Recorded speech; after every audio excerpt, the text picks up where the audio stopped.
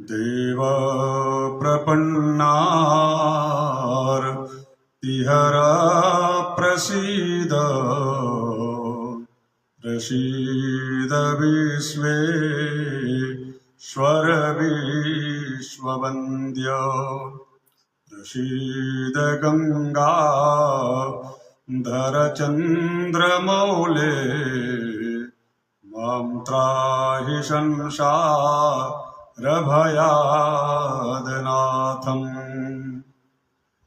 त्वत्तो हि जातं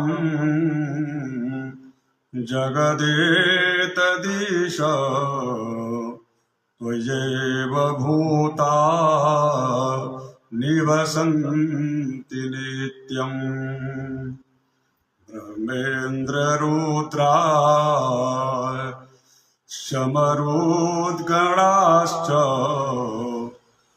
गन्धर्वयक्षा शूरसीदगणशङ्खाः गङ्गादिनद्यो वरुणालयाश्च वसन्ति शूलीस्तव वक्त्रसंयन्त्रे मनोजवं मारुततुल्यवेगम् जितेन्द्रियं बुद्धिमतां वरिष्ठं वातात्मजं वा नरयूथमुख्यं श्रीरामदूतं शरणं प्रपद्ये। रक्ताम्बोजदलाभिरामनयनं पीताम्बरालङ्कृतं श्यामाङ्गं द्विभुजं प्रसन्नवदनं श्रीसीतया शोभितं कारुण्यामृतसागरं प्रियगणैर् भ्रात्रादिभिर्भावितं वन्दे विष्णुशिवादिसेव्यमनिशं भक्तेष्टसिद्धिप्रदम्।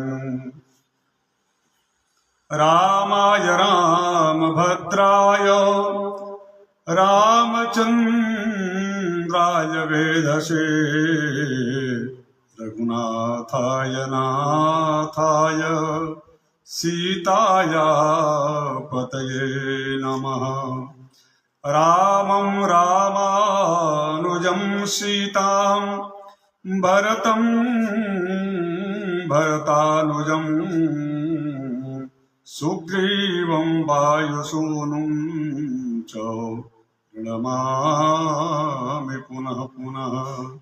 वेदवेद्ये परे पुंसि जाते दशरथात्मजे वेदः प्राचेत सदासीत् साक्षात् रामायणात्मजम्।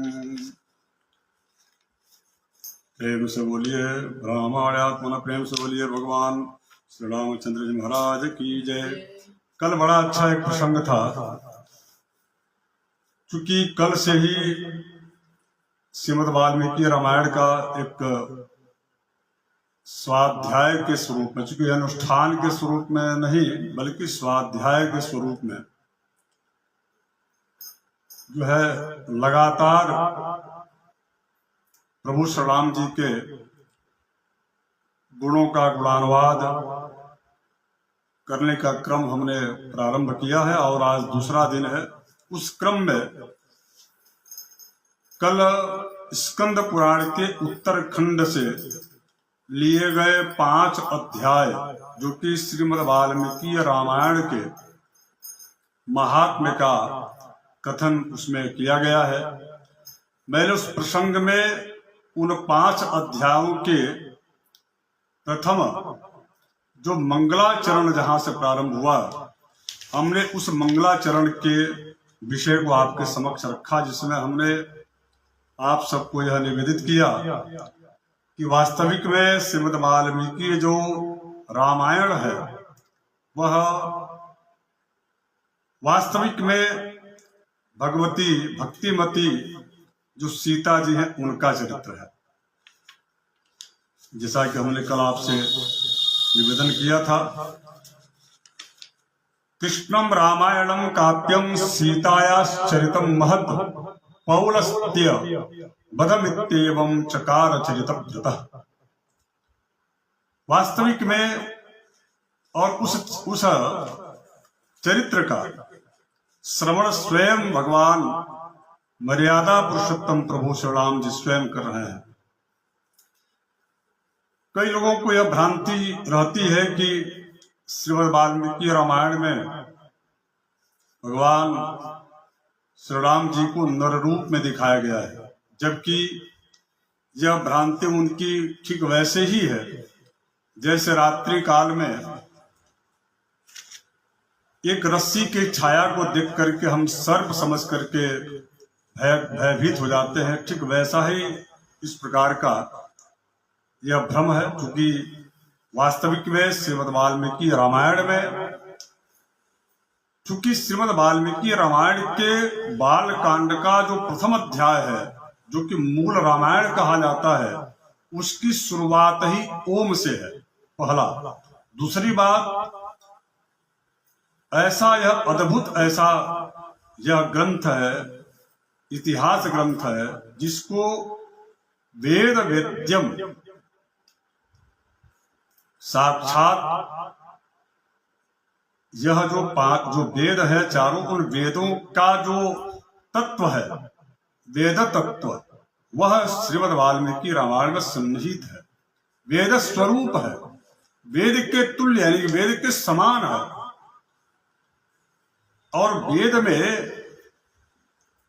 नर रूप का कैसे वर्णन होगा? उसमें तो ब्रह्म का ही वर्णन होगा। परात्पर परब्रह्म। जब भी यदा यदा ही धर्मस्य ग्लानिर्भवति भारत अभ्युत्थानम धर्मस्य तदात्मानं सृज्याम्यहं परित्राणाय साधूनां विनाशाय च दुष्कृतां धर्म संस्थापनार्थाय संभवामि युगे युगे। जब भी धर्म की स्थापना करनी होती है, उस समय परात्पर परब्रह्म परमात्मा परमेश्वर ईश्वर साक्षात जो ब्रह्म है, वह नर रूप में आकर के लीला करते हैं। किंतु इसका मतलब ये नहीं है, ठीक वैसे ही जैसे दूध से आप चाहे उसका दूध से दही बना लीजिए, घी बना लीजिए, मक्खन बना लीजिए, किंतु उसका जो मूल रूप है दूध का, वह मूल रूप अपना दूध छोड़ता नहीं।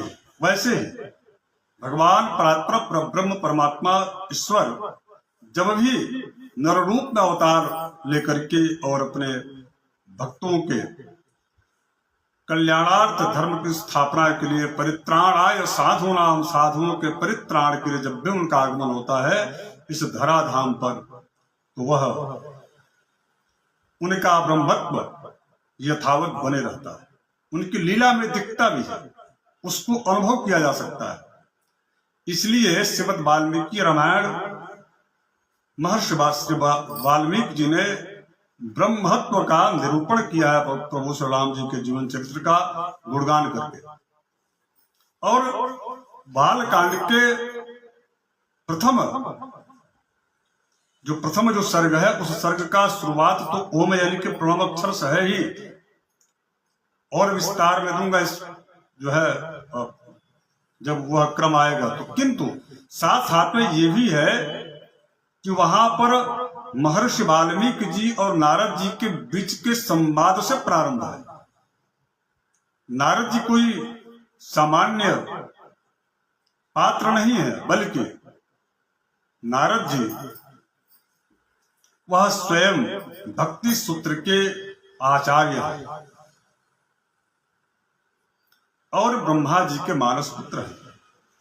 सनकादिक जो 4 भाई हैं उनके वह भ्राता है। तो ऐसी स्थिति में जब भी हम आप सब जब महर्षि वाल्मीकि जी के द्वारा प्रणीत श्रीमद् वाल्मीकि जो रामायण है, जब उसका हम अध्ययन, उनका स्वाध्याय जब करते हैं, जब उनके पावन प्रसंगों, कथा प्रसंगों का जब हम वाचन अथवा श्रवण करते हैं, तो वह ब्रह्म रूप में ही उसकी स्वीकार्यता हो सकती है, निर्रूप नहीं हो सकता।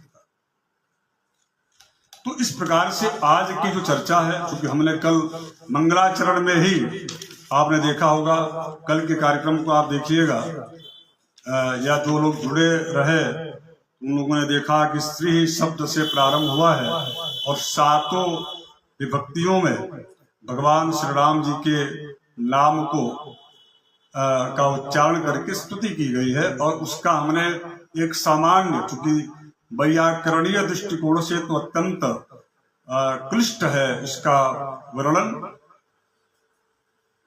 किंतु फिर भी हमने व्युत्पत्ति और वैयाकरणीय जो सिद्धांत है उसके अनुरूप कुछ कुछ विषयों को हमने आपके समक्ष प्रस्तुत किया था।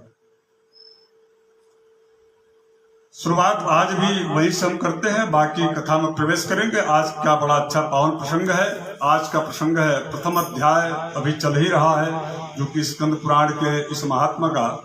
तो प्रथम अध्याय में आज विशेष रूप से कली का वर्णन, जैसा कि कल हमने बताया था आपको, उसके साथ साथ में दूसरे अध्याय में आज प्रवेश करेंगे, जिसमें सुदास अर्थात सोमदत्त नामक जो विप्र हैं, ब्राह्मण हैं, उनके कठोरतम तप और स्वाध्याय से उनको जो ज्ञान प्राप्त हुआ, उसके बावजूद उन्होंने कौन सी ऐसी गलती की जिसकी वजह से उनको राक्षसत्व की प्राप्ति हुई, यह दूसरे अध्याय में इसका वर्णन है। और किस प्रकार के उपाय अर्थात कौन सा ऐसा उन्होंने कार्य किया जिस कार्य को करने के बाद उनको जो है उस राक्षसत्व से जो है उनको मुक्ति मिले। तीसरे अध्याय में सुमति और सत्यवती नामक दो पति पत्नी हैं, इनके पूर्व जीवन चरित्र, पूर्व जन्म का प्रसंग है। और इस जन्म में यानी कि सुमति और सत्यवती, इन दोनों ने, पति पत्नी ने कौन सा ऐसा पुण्य किया जिसकी वजह से भगवान श्री राम जी के पावन कथा का उन्होंने माघ के महीने में श्रवण किया, इसका हम चर्चा करेंगे। चौथे अध्याय में कलिक नामक एक व्याध है, जो उतंक नामक मुनि और उसके बीच का संवाद है।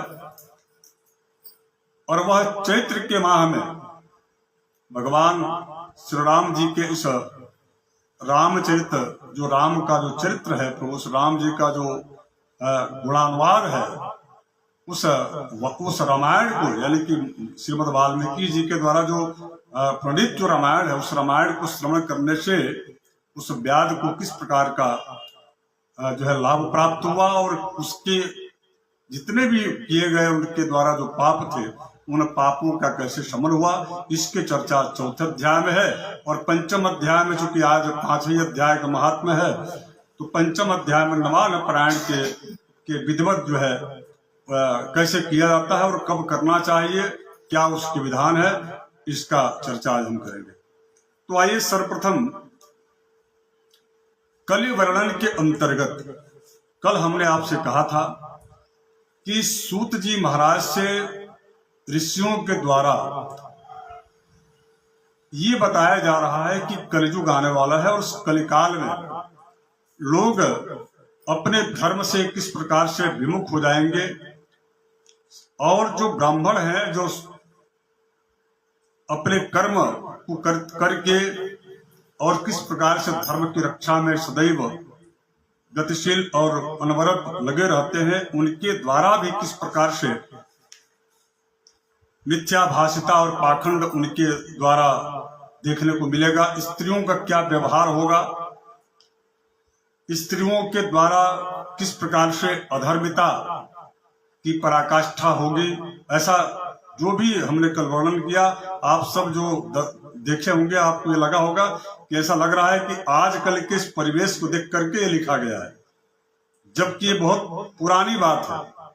इसी का नाम पुराणवत इति पुराण, जो कभी पुराना ना हो उसका नाम पुराण है। इसलिए पौराणिक संदर्भों का श्रवण जरूर करना चाहिए, पढ़ना चाहिए, स्वाध्याय करना चाहिए। तो इस प्रकार से पाखंडला पाखंडाला पनिरताः पाखंड संगिनः यदा द्विजा भविष्यन्ति तदा वृद्धिं गतः कलिः।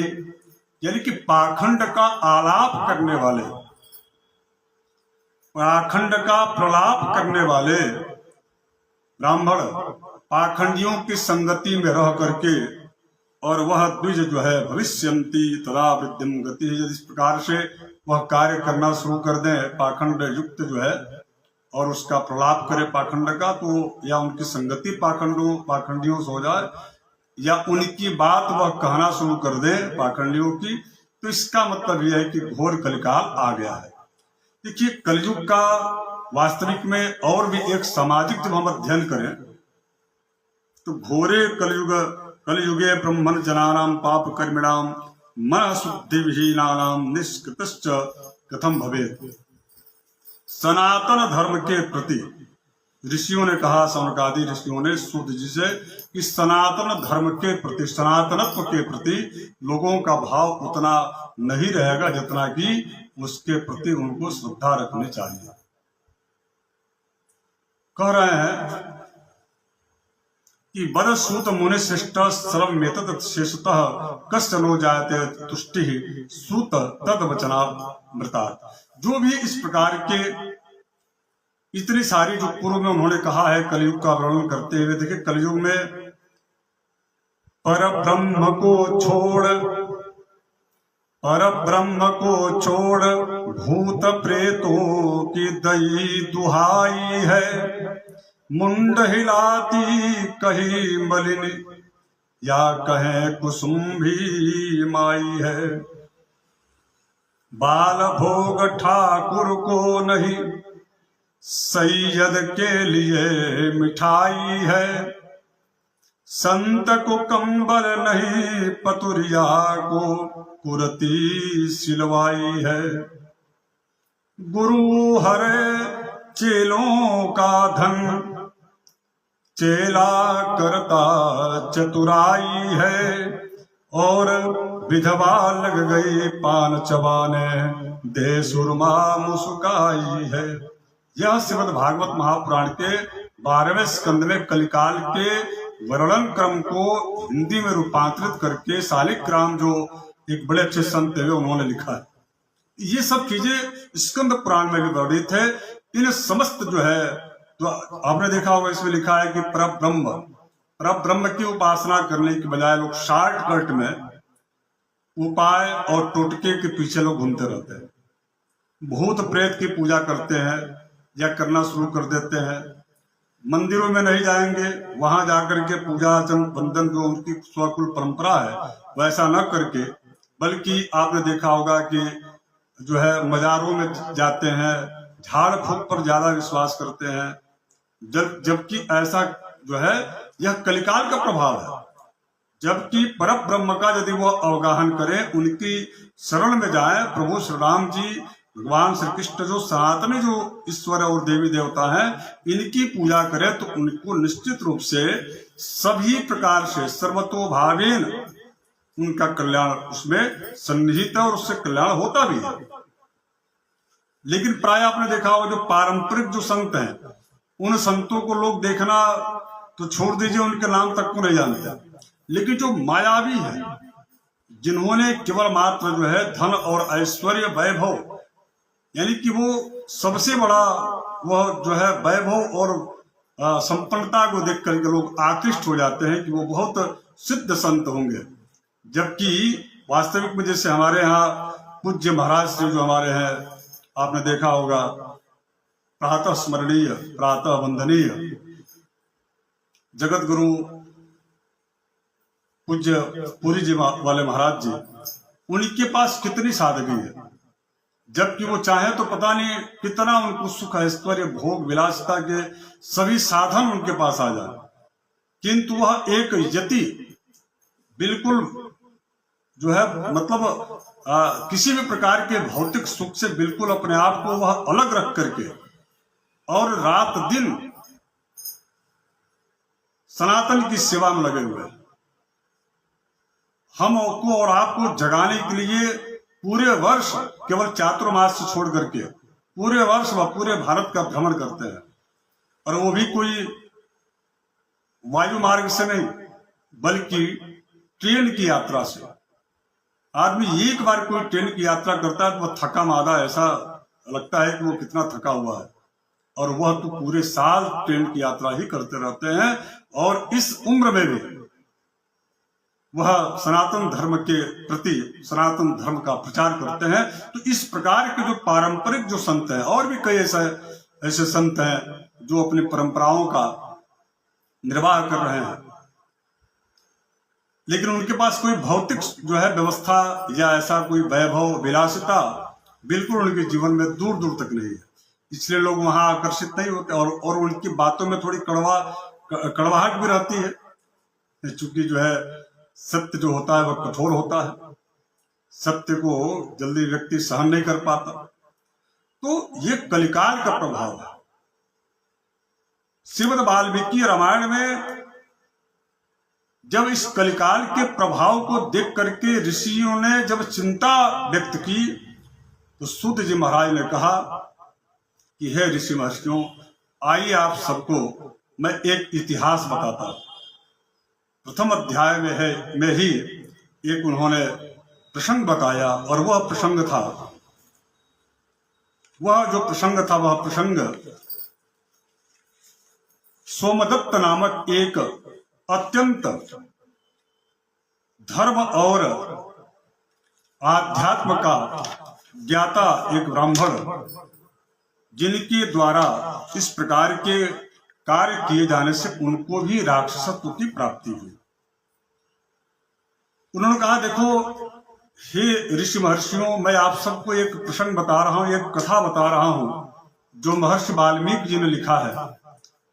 उस रचना का नाम है रामायण, जिसमें कि परात्पर परब्रह्म भगवान प्रभु श्री राम जी के गुणों का गुणानुवाद किया गया है। जो भी भगवान श्री राम जी के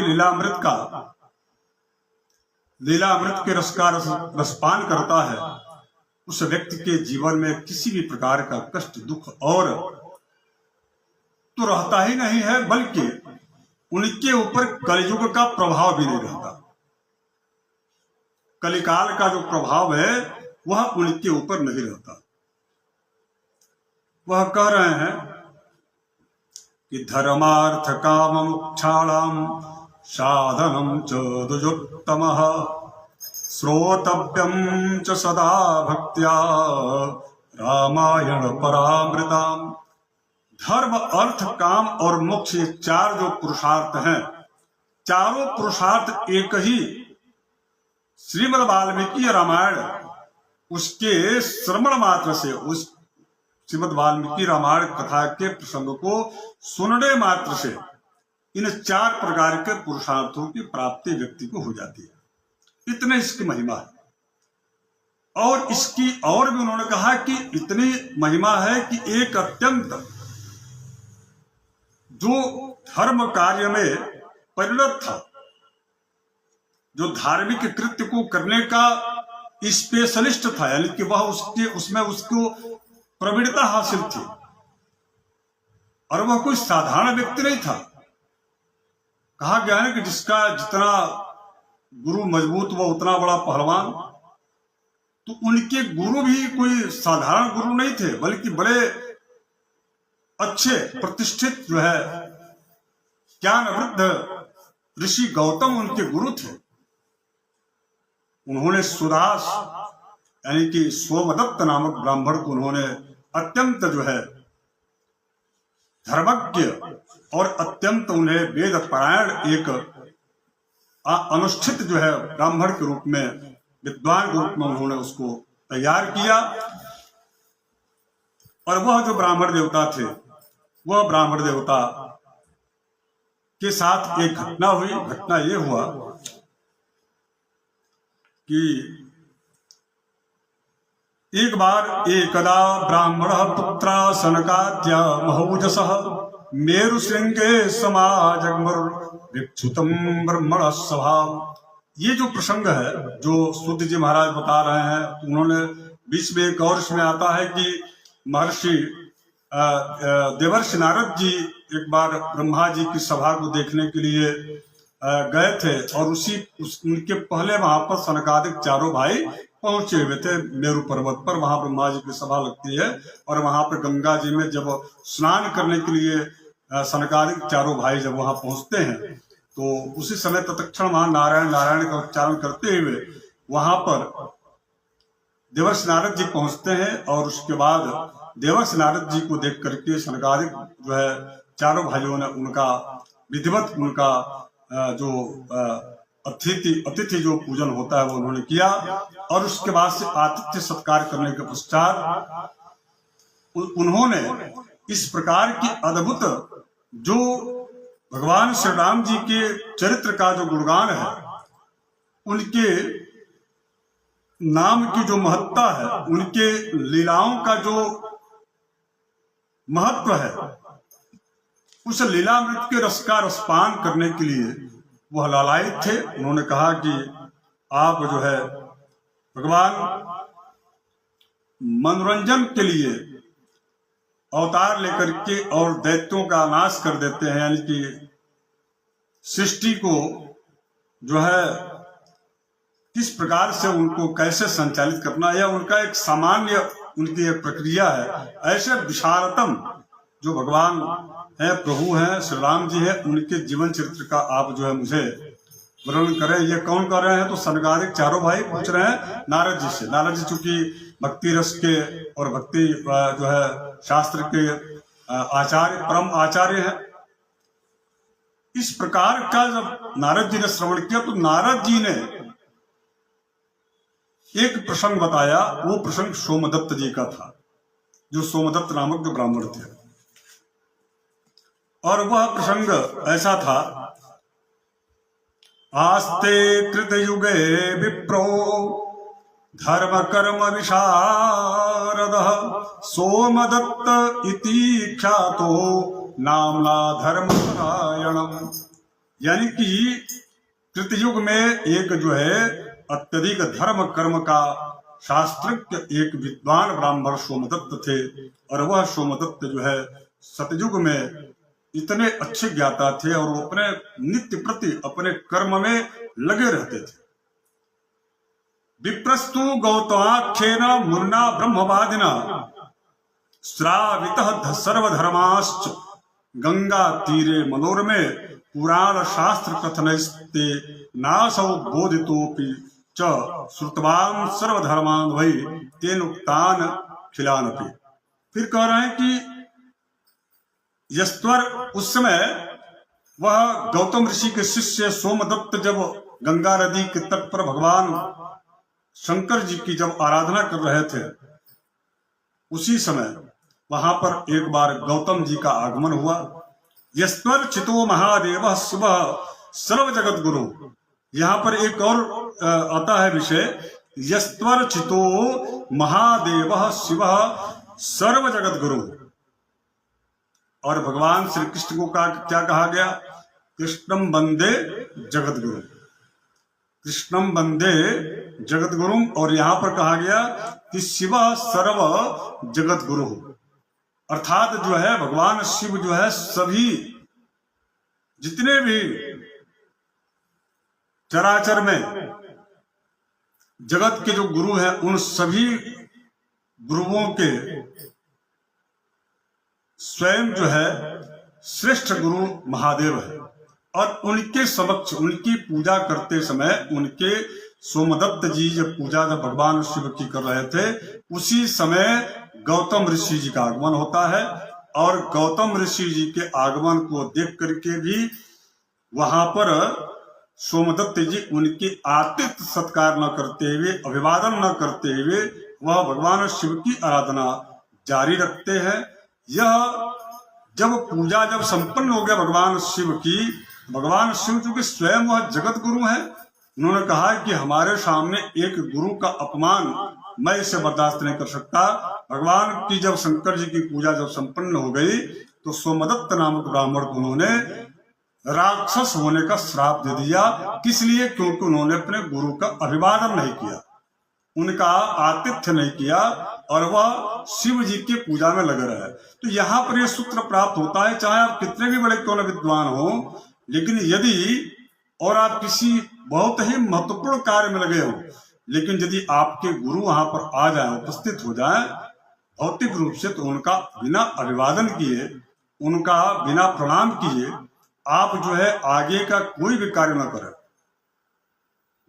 यदि आप उनका अभिवादन नहीं करते और अपने नैष्ठिक जो अनुष्ठानादिक जो कार्य है उसको यदि आप जारी रखते हैं, इससे अनुष्ठान में जिस देवता की आप अनुष्ठान कर रहे हैं उस देवता के कोप का आप जो है भाजन हो सकते हैं। तो एक बड़ा सामान्य प्रचलन में लोकोक्ति है कि गुरु गोविंद दोऊ खड़े काके लागू पाए। तो गुरु और गोविंद यदि दोनों खड़े हैं तो किनको प्रणाम पहले करना चाहिए? तो इसका उत्तर है कि सबसे प्रथम जो है गुरु का प्रणाम करना चाहिए। और यह इस प्रसंग से यह हमको और आपको सीख मिलता है। भगवान शिव ने कहा कि हे सोमदत्त, आप बड़े नैष्ठिक ब्राह्मण हैं, बड़े विचारवान हैं, शास्त्रज्ञ हैं, धर्मज्ञ हैं, वेदज्ञ हैं, आप धर्म का पालन करने वाले हैं, उसके बाद भी आपने अपने गुरु का अपमान किया है, मैं उसको सहन नहीं कर सकता। उसके पश्चात जो है भगवान धर्मज्ञ सर्वदर्शिन सुरेश्वर क्षमस्व भगवान सर्व ममापराध कृतो मया, इस प्रकार से उन्होंने उनको शाप दे दिया कि गुरुर्वज्ञा कृतम पापम राक्षसत्वे नियुक्तवान वाज प्रांजलि भूत्वा विनय कोविदः। जब शिव जी ने कहा कि जाओ हे सोमदत्त, तुम राक्षस बन जाओ, उसके बाद से हाथ जोड़ करके बड़े विनम्रता से सोमदत्त जी ने भगवान शिव से कहा कि हे प्रभु, कुछ उपाय बताइए। उन्होंने कहा कि मैं तो कुछ नहीं कर सकता, आपके गुरु ही कर सकते हैं। उसी समय अपने शिष्य के ऊपर आई हुई विपत्ति को देख करके वहां गुरु गौतम जी वहां प्रकट हो जाते हैं और कहते हैं कि बेटा क्या हो गया? उन्होंने कहा कि प्रभु ऐसी सी स्थिति है, भगवान शिव ने हमको शाप दे दिया, अब मैं क्या करूं? तो भगवान शिव जी के द्वारा दिए गए उस शाप को गौतम जी ने कहा मैं तो मिटा तो नहीं सकता, लेकिन हाँ इतना जरूर है कि मैं उसको एक अवधि में समेट सकता हूं, यानी कि एक समय सीमा उसकी मैं तय कर सकता हूं। क्योंकि भाग्य को मिटाने की शक्ति क्षमता जिस ईश्वर में है, यानी कि भगवान शिव में, वह भगवान शिव ने ही आपको शाप दिया, तो उसमें मैं कुछ भी नहीं कर सकता। लेकिन हाँ इतना जरूर है कि आप जो है आजीवन राक्षस न रहते हुए, बल्कि आप 12 वर्षों तक राक्षस बने रहे और इसके बाद आपको एक जो है उच्च धर्मज्ञ वेद परायण ब्राह्मण, नैष्ठिक ब्राह्मण का आगमन होगा और उनके द्वारा आप श्रीमद् वाल्मीकि रामायण का श्रवण आप करेंगे, तो आपको इस राक्षस जो जन्म राक्षस के स्वरूप में आप आ चुके हैं, इससे आपको जो है मुक्ति मिल जाएगी।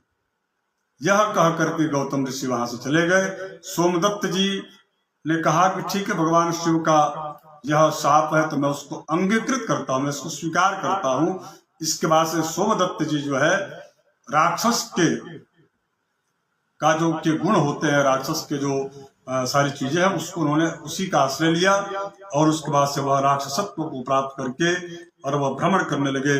और उसके बाद से भूख के मारे व्याकुल होकर के इधर उधर जिनको नहीं सताना चाहिए उनको सताना शुरू कर दिए। तमाम तरह के मांस, यहाँ तक कह रहे हैं कि जो है क्षुत पीड़ित पिपासार्तो नित्यम क्रोध परायण और कृष्णाक्षपातिर्भीमो बभ्राम विजने बने। और उसके बाद से अकेले वह मृगास्त्र विविधास्तत्र मृग और नाना प्रकार के पशुओं, सांप, बिच्छू आदि आदि जितने भी जीव हैं उन जीवों को वह जो है खाना शुरू कर दीजिए। उसके बाद भी उनकी जो क्षुधा है, उस क्षुधा की तृप्ति नहीं हो पाती थी।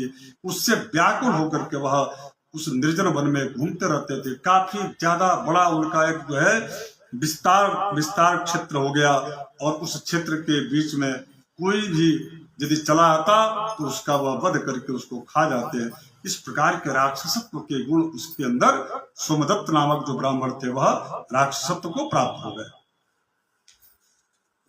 6 महीने में ही कई 100 योजन विस्तृत भूभाग पर ऋतुत्रये च पृथ्वीं शतयोजन विस्तराम कृतवाति दुःखिताम पश्चात वनांतर मगात पुनः। यानी कि वह 6 महीने में 2 ऋतु, 1 ऋतु 2 महीने का होता है।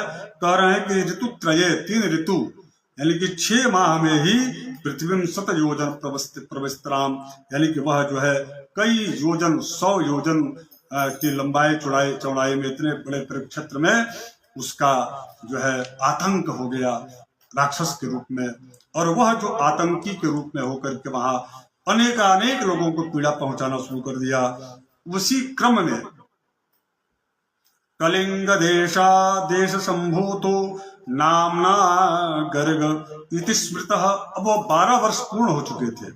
उसी समय एक जो है कलिंग देश से गर्ग नामक अद्भुत और बड़ा ही तेजस्वी ब्राह्मण का उदय हुआ। और उस ब्राह्मण की शोभा देखिए, ब्राह्मण की शोभा कैसी होनी चाहिए। तो आजकल को तो आप देख रहे हैं कि क्या शोभा है, लेकिन चूंकि आजकल मैं पुनः कह दूं कि ब्राह्मण की नैष्ठिकता बिल्कुल बहुत विरले मिल रहा है, ये बड़ा दुख की स्थिति है। तो गर्ग जो ब्राह्मण है उनका स्वरूप कैसा है देखिए। तमायांतम मुनिम दृष्ट्वा सुदासो नाम राक्षसः। कह रहे हैं कि वहनम गंगा जलम स्कंधे स्तुवन विश्वेश्वरम विभुम। गंगा जल को जो है लेकर के भगवान श्री काशी विश्वेश्वर जो भगवान शिव हैं उनकी वह आराधना कर रहे थे, उनकी स्तुति कर रहे थे, और बार बार भगवान श्री राम जी के राम नाम का जो है वह संकीर्तन कर रहे थे। बड़े तेजस्वी ब्राह्मण थे। इसलिए हमने आज स्तुति में जो है भगवान काशी विश्वेश्वर जी का हमने स्तुति किया था, आप सुने होंगे। तो इस प्रकार से काशी विश्वेश्वर वही विश्वेश्वर हैं। विश्वनाथ मम नाथ पुरारी त्रिभुवन महिमा विदित तुम्हारी। सानंद मानंद वने वसंतम आनंद कंदम हत पाप वृंदम वाराणसी नाथ नाथम श्री विश्वनाथम शरणम प्रपत्ति। काशी विश्वेश्वर जी का ध्यान करते हुए भगवान श्री राम जी के राम नाम का संकीर्तन करते हुए गर्ग ऋषि जब उधर आए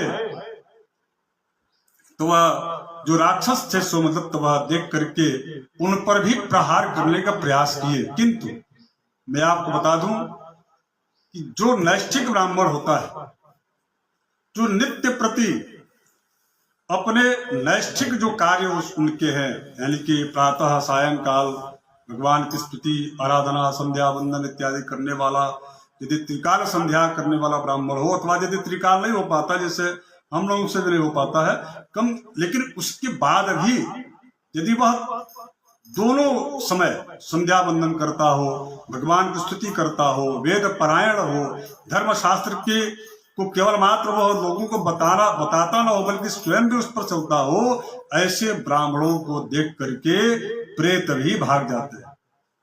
प्रेत जो है, जैसे हम लोगों से भी कई बार ऐसी नेगेटिव एनर्जियां दिखती हैं, लेकिन वह स्पर्श नहीं कर सकती।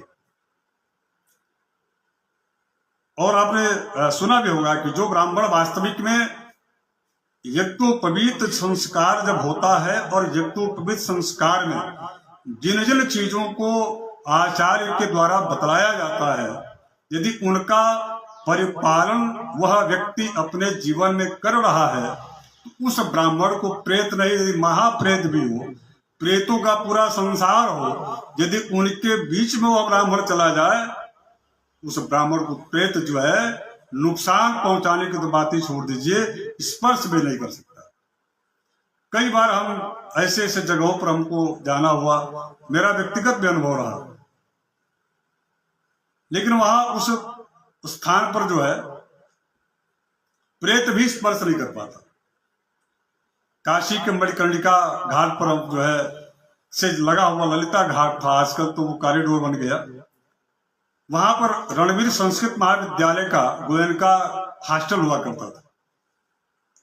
होली के दिन वहां कोई रात्रि में रुकता नहीं था, और वहां पर मैं एक बार रुका हुआ था। बहुत सारी आवाज, बहुत सारे लोगों का अपना अपना अनुभव, जो जैसा बताता था मैं भी सुनता था। मुझे भय लगा, लेकिन वास्तविक में यदि आपके नैष्ठिक, आपके अंदर यदि इस प्रकार की स्थिति है, भगवत परायण आप यदि हैं, तो इस प्रकार की एनर्जी आपको छू भी नहीं पाएगी। और तो और यदि कोई उस प्रकार की एनर्जी से प्रभावित कोई व्यक्ति है, ऐसे किसी भूत प्रेतादि दोष से प्रभावित है, तो उसके दोष को भी आप शमन कर देंगे अपने तपोबल के आधार पर। कई ऐसे सारे जो दुखियारे जो लोग रहते हैं, उनको जो ब्राह्मण वृंद है, जो विप्र वृंद है, आचार्य है, वह उससे उनको मुक्त करने के लिए कुछ यज्ञानुष्ठान इत्यादि करके मुक्त करा लेते हैं। तो कहने का अर्थ यह है कि गर्ग जो वो ब्राह्मण है, वह वेद परायण ब्राह्मण है और भगवान के नाम का संकीर्तन करते रहते हैं।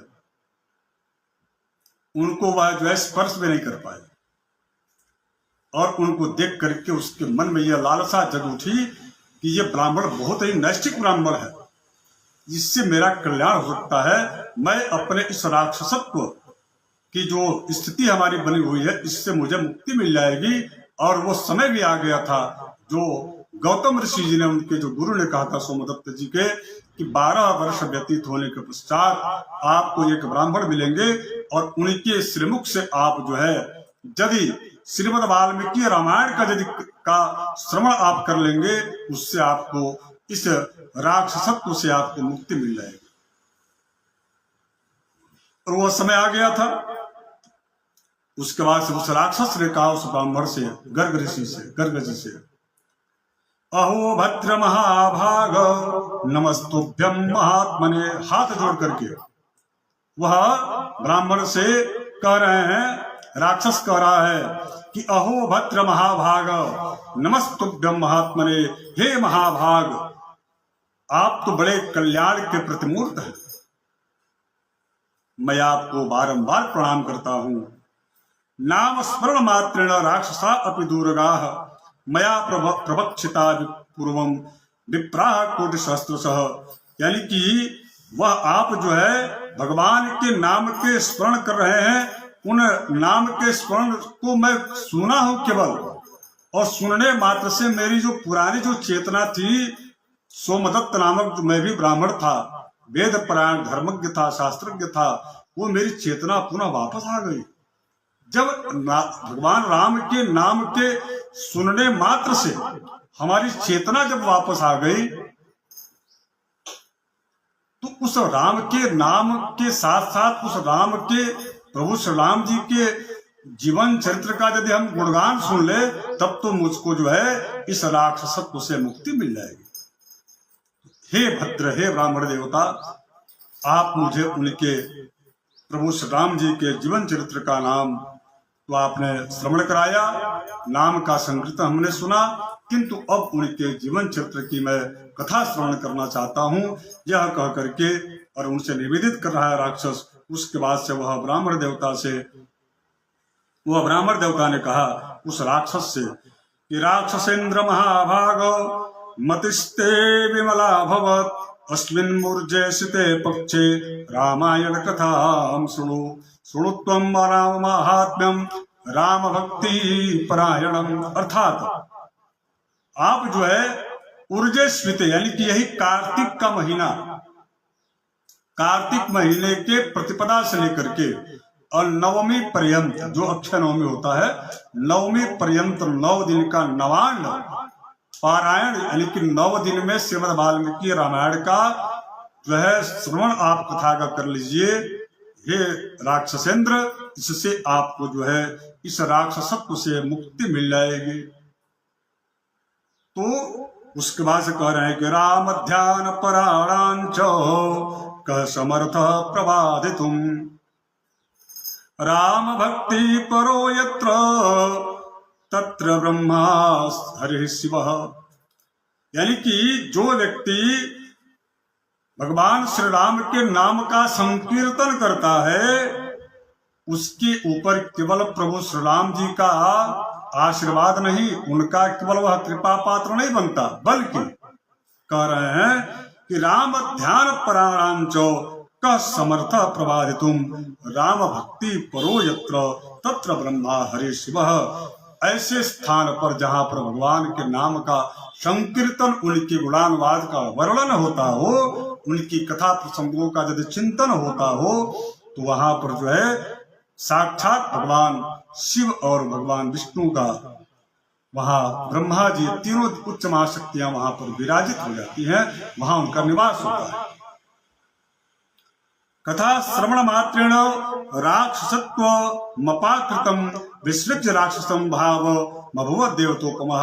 इस प्रकार से गर्ग जो ब्राह्मण थे, उन्होंने उस राक्षस को भगवान श्री राम जी के चरित्र का, भगवती भक्तिमती सीता भगवती के जो है गुणों का गुणानुवाद करके, और कार्तिक महीने के प्रतिपदा से लेकर के और शुक्ल पक्ष की कार्तिक महीने के ही नवमी पर्यंत के 9 दिनों में नवान पारायण की कथा श्रवण करा करके उनको जो है राक्षसत्व की प्राप्त, यानी कि मुख से मुक्ति प्राप्त हो गई। और पुनः जो वो सोमदत्त के रूप में, जो ब्राह्मण के रूप में थे, वह जो है उनको वह समस्त चेतना वापस आ गई। कहने का अर्थ यह है कि गुरु का कभी भी अपमान नहीं करना चाहिए।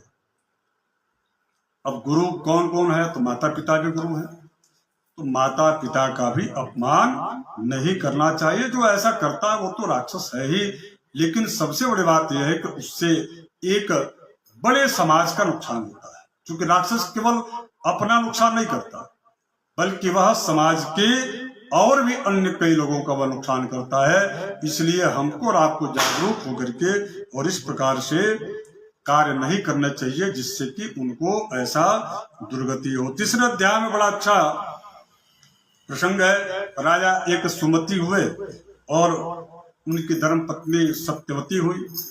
राजा सुमति द्वापर युग में ही, जो अभी द्वापर युग बीता है, इसी द्वापर युग में वह अपनी पत्नी सत्यवती के साथ में वह रहते थे और बड़े धर्मज्ञ थे, धर्मपरायण थे। प्रतिदिन वह जो गृहस्थ यज्ञ होता है, उन समस्त गृहस्थ यज्ञ के समस्त कार्यों को वह संपादित करते थे। आसित पुरा द्वापरे च सुमतिर नाम भूपति सोमवंशोद्भव श्रीमान सप्तद्वीपैक नायक। अर्थात जो है द्वापर युग में वह जो सुमति नामक जो राजा थे, वह राजा चंद्रवंशी राजा थे। चंद्र के वंश में उनका जन्म हुआ था। और सबसे बड़ी बात तो ये थी कि वह सम्राट चक्रवर्ती के रूप में 7 द्वीपों पर उनका राज्य था। और जितना बड़ा राजा थे, उतना ही उनके अंदर विनम्रता थी, उतना ही उनके अंदर धर्मज्ञता थी, उतना ही वह वेद शास्त्र का जो है सम्मान करते थे, और उतना ही वह ब्राह्मणों का, गुरुओं का सम्मान करते थे। पतिव्रता पतिप्राणा नामना सत्यवती श्रुता, उनकी पत्नी का नाम सत्यवती था। वह भी पत्नी जो है सत्यवती जो थी, वह पति परायण थी। पति को जो है सर्वस्व मान करके और पति को अपने प्राण समझ करके, और वह जो है प्रतिदिन उनके साथ, उनके द्वारा, यानी कि उनके पति सुमति के द्वारा किए गए समस्त धार्मिक जो कृत्य थे प्रतिदिन के, उन समस्त धार्मिक कृत्यों में वह सहयोग देते थे, सहयोग करते थे। पत्नी का यही कार्य भी है। तावुभौ दंपति नित्यम रामायण परायणौ, और प्रतिदिन वो उनके घर में यानी कि सुमति कथा राजा सुनाते थे, रामायण की कथा को सुनाते थे, और उनकी धर्म पत्नी सत्यवती प्रतिदिन कथा को श्रवण करती थी। हमारे यहाँ भी यहाँ सामने पत्नी धर्म पत्नी जो बैठी हुई है, यह कथा श्रवण कर रही है, और हम भी प्रयास कर रहे हैं कि यह अनुष्ठान चलता रहे। इस प्रकार से यह जो क्रम था वह क्रम उनका प्रतिदिन का था। यह देख करके एक दिन उनके यहाँ विभांडक नामक ऋषि का आगमन हुआ। विभांडक नामक ऋषि अपने समस्त ऋषि महर्षियों के साथ में जब वहां पहुंचे और उन्होंने देखा कि राजा सुमति अपने पत्नी सत्यवती के साथ इस प्रकार के धार्मिक इतने विशाल, इतने सम्राट चक्रवर्ती संभ्रांत राजा होने के बाद भी राजकाज की व्यवस्था को संचालित करने के साथ साथ में शास्त्र आधारित, शास्त्रोचित जो है जीवनचर्या का निर्वाह कर रहे हैं, यह वास्तविक में किसी आश्चर्य से कम नहीं था। विभांडक ऋषि जी ने सहज ही राजा सुमति से इस बात को पूछ डाले कि हे राजन, ये बताइए कि आपने कौन सा ऐसा पुण्य कार्य किया है जिसकी वजह से, देखिए धन होता है तो वहां पर धर्म का लगभग जो है, देखे होंगे आप लोग की ममता पाई काय मदनाई, थोड़े से धन हो गया तो व्यक्ति घमंड में आ जाता है और उसके बाद अहंकारी होकर के तमाम तरह की बातें करता है। लेकिन इसका मतलब धन और धर्म दोनों एक साथ नहीं देखा जाता। यदि धन और धर्म दोनों यदि एक साथ है तो इसका मतलब यह है कि उससे बड़ा कोई सौभाग्यशाली व्यक्ति नहीं है। यहाँ पर ये सुमति जी सम्राट चक्रवर्ती भी हैं और साथ साथ में धर्मज्ञ भी हैं, धर्म का पालन भी करने वाले हैं।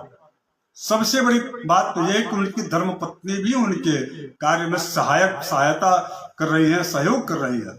ये भी कोई बहुत छोटी मोटी बात नहीं थी। महर्षि जब विभांडक ने इस प्रकार का प्रश्न किया तो राजा जो सुमति है उन्होंने कहा कि हे प्रभु, मैं पूर्व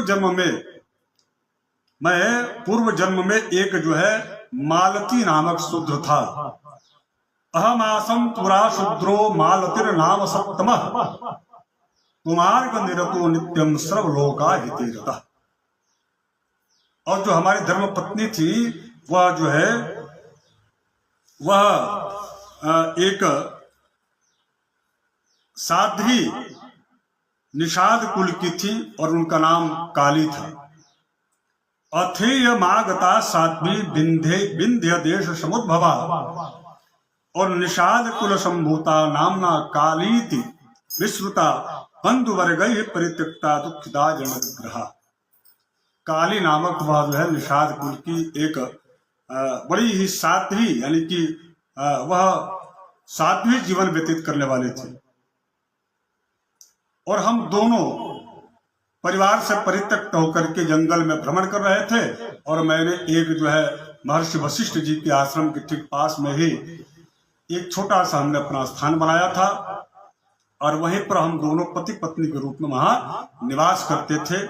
एक दिन की बात है कि बगल के ही आश्रम में, महर्षि वशिष्ठ जी के आश्रम में माघ के महीने में कुछ बहुत ज्यादा हलचल सी हुई, यानी कि बहुत सारे ऋषि महर्षि आए हुए थे, वेद मंत्रों का उच्चारण हो रहा था। मेरे भी मन में यह श्रद्धा जगी कि वहां पर कुछ लगता है कि कोई अच्छा उत्सव महोत्सव होने वाला है, चलो थोड़ा देख करके आते हैं।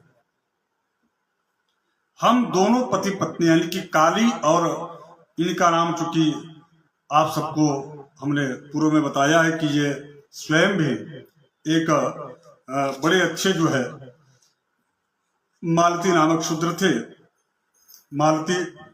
मालती शब्द से आपको ये न लगे कि वह स्त्री कोई थी, बल्कि मालती उनका नाम था। मालती इसलिए नाम था कि उनका एक बड़ा जो है विशेष रूप से कार्य था कि जो भी किसी भी दूसरे के धन को का हरण करना, उसे अपना मान करके उससे युद्ध करना, छीन लेना, झपट लेना, इस प्रकार की प्रवृत्ति थी। तो मालती नामक शूद्र और काली नामक जो निषाद कुल की कन्या साध्वी थी, इन दोनों ने जो है महर्षि वशिष्ठ जी के आश्रम में जाकर के और उनके यहाँ जो आयोजित जो श्रीमद् वाल्मीकि रामायण की कथा वहां पर आयोजित थी, और 9 दिन के इस नवान्न पारायण में, यानी कि माघ के महीने में यदि यह कथा सुना जाए तो इसका अत्यधिक महत्व है, और इतना ज्यादा महत्व है कि वह अगले जन्म में यही राजा सुमति होते हैं, और यही जो निषाद जो कुल की जो कन्या है वह जो है काली, वह जो है सत्यवती उनकी धर्मपत्नी होती है। तो धन और उसके साथ साथ में धर्म, ये दोनों चीजें प्राप्त होती है यदि आप भगवान श्रीमद् वाल्मीकि रामायण के इस कथा प्रसंगों का यदि आप श्रवण करें। ये माघ के महीने का महत्व है। इसके आगे एक बड़ा अच्छा और भी प्रसंग आता है, और वह प्रसंग है कलिक नामक व्याध का। कलिक नामक व्याध जो है चैत्र शुक्ल पक्ष के प्रतिपदा से नवमी पर्यंत श्रीमद् वाल्मीकि रामायण का अध्ययन और उनका श्रवण किया था, और उनको उतंक नामक जो है मुनि ने श्रवण कराया।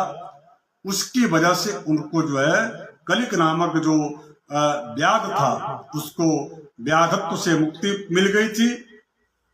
उसका प्रसंग भी चौथे अध्याय में है। आइए इसको थोड़ा विस्तार देते हैं। एक बार की बात है कि सूत जी महाराज सौनक आदि ऋषियों से कह रहे हैं, और इधर ब्रह्मा जी के सभा को देखने के लिए जो सनकादिक चारों भाई गए थे मेरू पर्वत पर, वहां पर मुलाकात हुई थी देवर्षि नारद जी से। अब नारद जी और सनकादिक चारों भाइयों के बीच में संवाद चल रहा है महर्षि वाल्मीकि जी के रामायण के महात्म को लेकर के। उस महात्म के क्रम में स्कंद पुराण के उत्तरखंड के 5 अध्याय जो महात्म है, उस महात्म के चौथे अध्याय में नारद जी कह रहे हैं कि देखो, अन्यमासम प्रवक्ष्यामि स्वर्गम सुसमाहितः सर्व पाप हरम पुण्यम सर्व दुख निर्वहणम। अन्य महीनों में किए गए जो श्रीमद् वाल्मीकि रामायण का जो कथा का जो श्रवण है अथवा उसका जो पारायण है या उसका जो पुण्य है वह तो खैर मिलता ही है, किंतु चैत्र के महीने में यानी कि कार्तिक, माघ और चैत्र, इन 3 महीनों में यदि यह कथा प्रसंग श्रवण किया जाए इसका अत्यधिक महत्व है, इसका अत्यधिक महत्व है। कह रहे हैं कि देखो, एक व्याध नामक, कलिक नामक जो व्याध था वो व्याध कर्म से था, लेकिन उसका भी जब वह भी चैत्र के महीने में इस प्रकार का श्रीमद् वाल्मीकि रामायण का श्रवण किया तो उसको भी मुक्ति मिल गई थी व्याधत्व से, और वह जो है भगवान श्री राम जी के परात्पर परम प्रभु श्री राम जी का वह परम भक्त बन गया। आसित पुरा कलियुगे कलिको नाम लुब्धका परदार द्रव्य हरणे सततम रतः। यानी कि वह जो है आसित पुरा, यानी कि कलियुग की बात है कि कलियुग में एक जो है कलिक नामक व्याध हुआ, और वह व्याध जो है दूसरे की स्त्रियों पर दृष्टि डालना, दूसरे के धन का हरण कर लेना, ये उसका जो है कार्य था। पर निंदा परो नित्यम जंतु पीड़ा करस्त था हतवान ब्राह्मणान गावः शतशोत सहस्रशः। गायों की हत्या करना, ब्राह्मणों की हत्या करना, दूसरे की निंदा करना, जंतुओं को पीड़ा पहुंचाना, उनको पीड़ा पहुंचा करके हास करना, परिहास करना, इस प्रकार का उसका जो है कार्य था। जितने भी निष्कर्म है उन सभी निष्कर्मों को वह करता था। एक दिन की बात है कि सौवीर नामक सरोवर के तट पर एक बहुत विशाल भगवान श्री हरि केशव जी का मंदिर था, भगवान विष्णु जी का मंदिर था। हरा मित्र सुवर्णानि शुभौनीति विनिश्चितः, और वह जो है तस्योपवन मध्यस्थम रम्यम केशव मंदिरम। वहां उस मंदिर में, सरोवर में, जब वह व्याध कुलिक नामक जो कलिक नामक जब व्याध जब पहुंचता है तो वहां देखता है कि बड़ी मनोरम वहां का दृश्य है। अच्छा, जो राक्षस होते हैं वो कहीं, या जितने भी देखे होंगे आपकी, वो लोग जो है कहीं बाग बगीचे नहीं लगाते। जैसे कश्मीर का है, कश्मीर कश्यप ऋषि की धरती है। उस कश्यप ऋषि जी ने उस कश्मीर को कितना सजाया संवारा, और कश्यप जी के सजाने संवारने के बाद जो कश्मीर है, जो केसर की और भगवती शारदा की जो भूमि है, पवित्र पावन जो भूमि है, वह रक्त रंजित हो गई। तो जो असुर होते हैं उनका ध्यान जो है इस प्रकार के सुरम्य वातावरण में भोग और विलासिता के रूप में उन वातावरण को देखते हैं, जबकि जो संत होते हैं वह उस स्थान को तपोभूमि के रूप में देखते हैं। यही अंतर है असुर में, और यही अंतर एक जो है साधक अथवा संत में होता है। क्योंकि वहां व्याध का स्वरूप था, दूसरे के धन का हरण करना, दूसरे की प्रॉपर्टी, दूसरे के घर को अपना कह देना, नहीं कोई मानता तो उसकी हत्या करना, मारना, पीटना, सताना, यही उसका काम था। तो कह रहे हैं ना कि इसके पहले की परदार परद्रव्या हरणे सततम रतः, वह इसका विशेषज्ञ था कि कैसे किसी के धन का हरण कर लिया जाए, कैसे किसी का वध कर दिया जाए, कैसे किसी के स्त्री का दूसरे की स्त्री को जो है का हरण कर लिया जाए। इस प्रकार का वह कार्य करता था। लेकिन जब वहां पहुंचा सौवीर नामक जो है तट पर, वहां भगवान एक विशाल केशव जी का मंदिर था, भगवान विष्णु का, और उस मंदिर में एक ऋषि, एक मुनि वहां तपस्या कर रहे थे। मुनि और ऋषि में अंतर है। यहाँ पर मुनि शब्द का प्रयोग हुआ है। मुनि का मतलब होता है सदैव भगवता आराधन करना और उनका मनन करना, और मंत्रों की सिद्धि अथवा मंत्र के पारायण होते हैं। और भी विस्तार से आगे मैं वैयाकरणीय दृष्टिकोण से इसकी व्याख्या में करूंगा, क्योंकि आज महात्मा को पूर्ण करना है और कल से वाल्मीकि रामायण में प्रवेश करना है। तो इस प्रकार से उतंक नामक मुनि जो वहां पर थे, उस उतंक नामक मुनि को एकांत में देख करके, क्योंकि वो अकेले वहां बैठे थे, इतना बड़ा मंदिर, इतना सुरम्य वातावरण, इतना बढ़िया वहां सरोवर है, और प्राकृतिक छटाओं से, सुंदरता से लवरेज, यानी कि बहुत ही अच्छा परिपूर्णता है वहां पर। इन सारी चीजों को देख करके वह लोभित हो गया।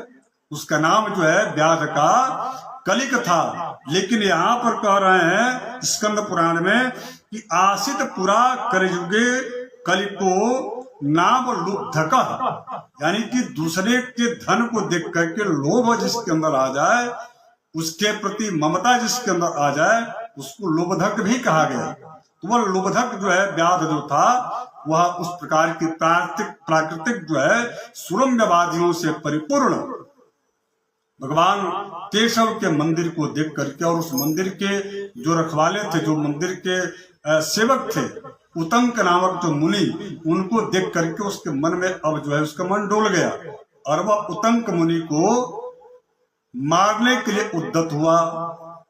क्यों? क्योंकि वो ये चाहता था कि ये समाप्त हो जाए और हम जो है इस मंदिर को तोड़ करके, और ये जो सरोवर है उस पर मैं अपना आधिपत्य जमा लूं। प्राय आजकल आप देखे होंगे इस प्रकार से होता है।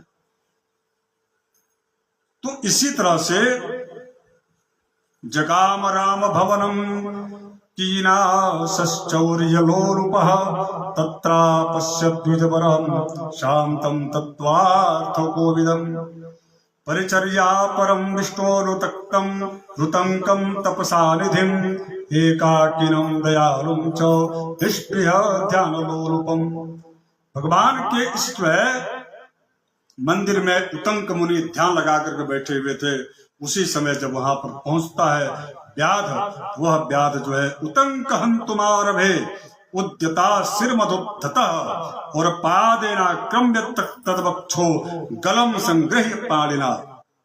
उतंकम हंतुमारे भे, उतंक के जो है उतंक मुनि को पटक करके और उनके सीने पर चढ़ गया व्याध, और उसके बाद उनके सिर को धड़ से अलग करने के लिए उद्यत हुआ तलवार लेकर के। यह देख करके उतंक मुनि ने कहा कि आखिर मैंने किया क्या था, मेरा अपराध क्या है? हे व्याध, हंतुम कृतमतिम व्याध उतंको प्रेक्षिता प्रवृत्त। हे व्याध, मैंने किया क्या है? भो भो साधो वृथा माम त्वाम हनिष्यसि निरागसम। मुझे मार करके तुमको क्या मिलेगा? मुझे क्यों मारना चाहते हो? तब उतंक मुनि के इस बात को जो है उतंक जी और भी कह रहे हैं कि मया किमा अपराधम ते तदवद त्वं च लुब्धक कृतापराधिनो लोके हिंसाम कुर्वन्ति यत्नतः। उसके बाद एक बड़ी अच्छी बात कहे उतंक जी। उतंक जी ने कहा कि देखो, तुम जिनके लिए यह काम कर रहे हो ना, तुम जिसके लिए यह प्रॉपर्टी और जिसके लिए धन ऐश्वर्य को लोगों से छीन झपट करके जो तुम उनके लिए बनाना या करना चाहते हो, पता है कि वो तुम्हारे हैं? नहीं, वो जो है तुम्हारे द्वारा छल और कपट से इस प्रकार के हिंसा करने के बाद जो तुम धन का अर्जन कर रहे हो, जिस प्रॉपर्टी का तुम जो है संग्रह कर रहे हो, इसका भोग तुम नहीं भोग पाओगे। उसको कौन भोगेगा? तो तुम्हारे परिजन भोगेंगे और तुम्हारे ऊपर जो है इसका पाप चढ़ जाएगा, और ऐसा पाप चढ़ेगा जिससे निवृत्ति पाना मुश्किल है। और उस पाप के प्रायश्चित को तुम्हें ही भुगतना है, उसमें तुम्हारे परिजन सहभागी नहीं होंगे। कह रहे हैं कि परद्रव्यापहारेण कलत्रम पोषितम चयत अन्ते तत् सर्वमुत्सृज्य एक एव प्रयाति वै। मम माता मम पिता मम भार्या मम आत्मजा। तुम जिसको अपना माता और पिता मान रहे हो, तुम जिसको अपना भाई मान रहे हो, तुम जिसको अपना ममेद मीत जंतुना ममता बाधते वृथा, जिनको तुम अपना मित्र मान रहे हो, ये सब के सब जो है कष्ट देने वाले हैं। कई बार तो ऐसी घटनाएं होती हैं जिनको लोग आकर के बताते हैं, या आप भी सुने होंगे, आप सब लोग भी। चूंकि शत्रु कोई बाहर का व्यक्ति नहीं होता, शत्रु तो अपने ही होते हैं।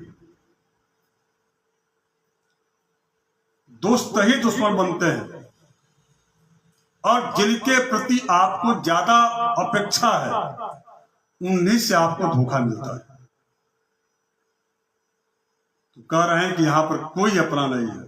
जो भी लोग हैं वो तब तक हैं जब तक आपके पास प्रॉपर्टी है, धन है। 100-200 करोड़ की प्रॉपर्टी के मालिक जो है, जब कभी ज्योतिषीय समाधान लेकर के हमारे पास आते हैं, दिल्ली उल्ली जब भी हम कहीं बाहर जाना होता है, तो बोलते हैं महाराज जी मेरे पास इतनी प्रॉपर्टी है, लेकिन सब कुछ रहने के बाद भी हमारी बहू हमको रोटी नहीं खिलाना चाहती है, मेरा बेटा मुझको देखना नहीं चाहता है। लोगों के दृष्टि में मैं बहुत बड़ी संपत्ति वाला हूं, धनवान हूं, लेकिन वास्तविकता यह है कि मुझसे बड़ा दुर्भाग्यशाली व्यक्ति कोई नहीं है। इसका मतलब यह है कि सब के सब जो है धन के लोलुप हैं। यही बात उस व्याध से उतंक मुनि समझा रहे हैं कि यावद दर्पयति द्रव्यम तावद बांधव भवति बांधवः, और अर्जितम तु धनम सर्वे भुंजन्ते बांधवा सदा। जब तक यह बंधु बांधव आपके धन को खाएंगे तब तक आपकी खूब प्रशंसा करेंगे, और जिस दिन खत्म हो जाएगा उसी दिन आपका परित्याग करके और ऐसा कटु वचन बोल देंगे कि आप वहां पर पुनः कभी जाएंगे नहीं। और आप सोचेंगे कि हमने इतना बड़ा कार्य किया, अपने परिवार के लिए हमने इतना समर्पण किया, हमने अपने मित्रों के लिए इतना समर्पण किया, लेकिन वास्तविकता तो यह है कि आप भ्रम में थे। आपने जो कुछ भी किया वह दूसरों के लिए किया, अपने लिए आपने कुछ भी नहीं किया। और अपने लिए यदि आपको करना होगा तो भगवान नाम संकीर्तन कीजिए, आप सत्संग कीजिए, अच्छे सत्कर्म कीजिए, श्रीमद् भागवत महापुराण का पारायण कथा श्रवण कीजिए, उसके बताए अनुसार जीवन चलाइए। श्रीमद् वाल्मीकि रामायण जो कि साक्षात वेद तुल्य है, उस वेद का अध्ययन कीजिए और जब भी आपको सद्बुद्धि आ जाए उसी दिन से आप संभल जाइए। यही वास्तविकता है। देखिए, भगवान की कृपा से मेरा व्यक्तिगत जीवन भी कई तरह के लोगों से हमारी मुलाकात और साथ भी है, रहा है भी, किंतु हमने नजदीक से देखा कि वास्तविक में ईश्वर के अलावा आपका कोई नहीं है। बंधुओं, यह मैं इस संसार और समाज की वास्तविकता से आपको अवगत करा रहा हूं। जिस समय नेत्र आपके ये जो है ना खुल जाए, ज्ञान चक्षु, उसी दिन से भगवान के प्रति आप समर्पित हो जाइए। निश्चित रूप से जितना आपको आता है उसी शब्दों में उनका उसी तरह से उनकी स्तुति कीजिए। ये कोई आवश्यक नहीं कि बहुत पढ़ा लिखा होना चाहिए।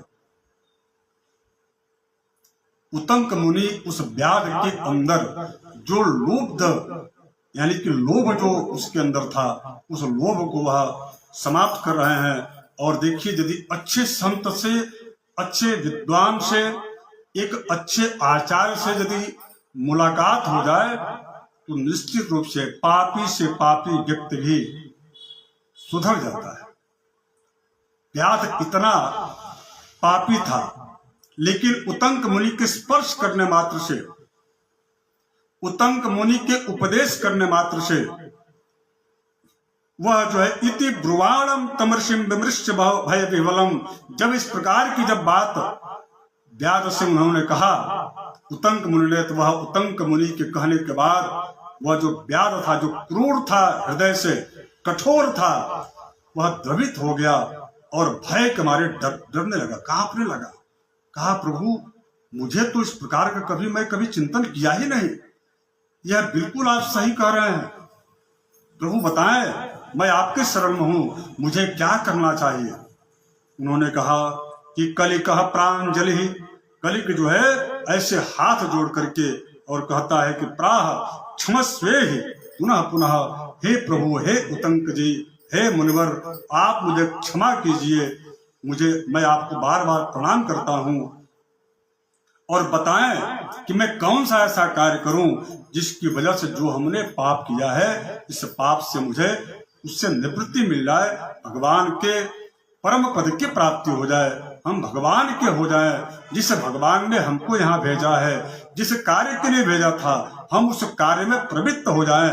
यह मेरा जो है इस जो जन्म और मरण का जो ये चक्र है संसार का, इस जो भवसागर जिसको कहा जाता है, इस भवसागर से हम पार हो जाएं, इस प्रकार का कोई उपाय बताइए। वो कह रहे हैं कि मया कृतानि पापानि महान्ति सुबहूनि च तानि सर्वाणि नष्टानि विप्रेन्द्र तव दर्शनात्। हे विप्रवर, आपके दर्शन मात्र से, हे मुनिवर, आपके स्पर्श मात्र से मेरे अंदर के सभी पाप जो है नष्ट हो गए हैं। अब आगे क्या करना है आप आदेशित कीजिए, आप निर्देश दीजिए। उसके पश्चात जो है उत्तंक मुनि कहते हैं कि साधु साधु साधु साधु महाप्राज्ञ मतिस्ते विमलोज्ज्वला यस्मात् संसार दुःखानां नाशो पायमवप्स्यसि। यानी कि आप जो है चैत्र मासी सिते पक्षे कथा रामायणस्य च, आप जो है चैत्र माह के शुक्ल पक्ष के प्रतिपदा से लेकर के और नवमी पर्यंत 9 दिन तक किसी शुद्ध वेद पारायण शास्त्रज्ञ आचार्य को बुला करके उनको नियुक्त करके व्यास जी के पीठ पर उनको समलंकृत करके और आप इस प्रकार की कथा का आप श्रवण कीजिए। देखिए, आजकल जो कथाएं हो रही हैं आप सभी देख रहे हैं, उसमें किस प्रकार की भौतिकता, किस प्रकार की विलासिता देखने को मिल रही है।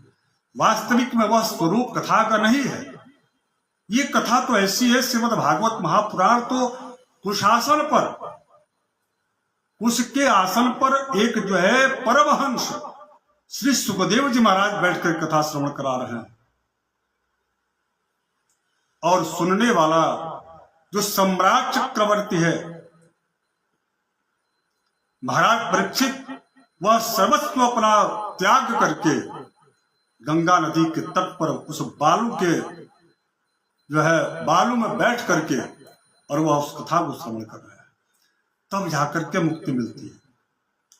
वेद व्यास जी के द्वारा जो व्यास पीठ की जो परंपरा है, उस परंपरा का निर्वाह जो आचार्य करते हो, ऐसे आचार्य को उनको जो है व्यास पीठ पर बैठा करके, उनको व्यास पीठ पर जो है समलंकृत करके, और इसके पश्चात इस प्रकार की कथा का यदि हे व्याध आप यदि श्रवण करते हैं तो आपके आने वाले जो ऊपर जो संकट है अथवा जो भी आपने पाप किया, उस पाप का जो प्रायश्चित है उससे आपको जो है मुक्ति मिल जाएगी। उतंक पतितः वृक्षम लुब्धकम तम दया परः एतदृष्ट्वा विस्मितश्च अस्तौ शीति कमलापतिम। और भगवान जो कमलापति जो नारायण भगवान लक्ष्मी नारायण है, उनकी बड़ी कृपा हो जाएगी। इस प्रकार से जो है वह उनको समझाते हैं। और आगे का जो चर्चा है वह चर्चा चूंकि 5वें अध्याय में रामायण के नमान श्रवण की विधि है, और इस विधि में भगवान के नाम का संकीर्तन है और कई प्रकार के जो है उनके वर्णन है।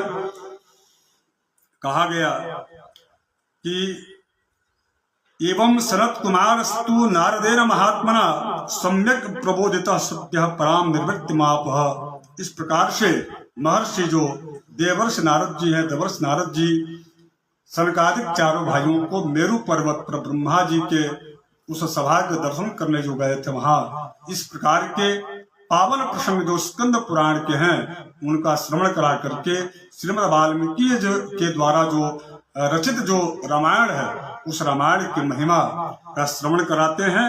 और उसके पश्चात वो कहते हैं कि श्रुत्वा चैतन महाकाव्यम वाचकम यस्तु पूजयेत। देखिए ब्रह्मा जी के द्वारा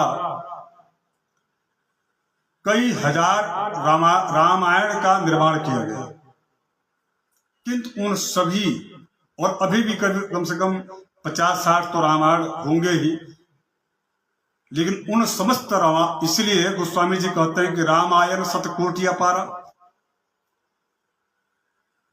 लेकिन उसके बाद भी श्रीमद् वाल्मीकि जो रामायण है, यह रामायण सभी रामायण ग्रंथों का प्रमाण ग्रंथ है।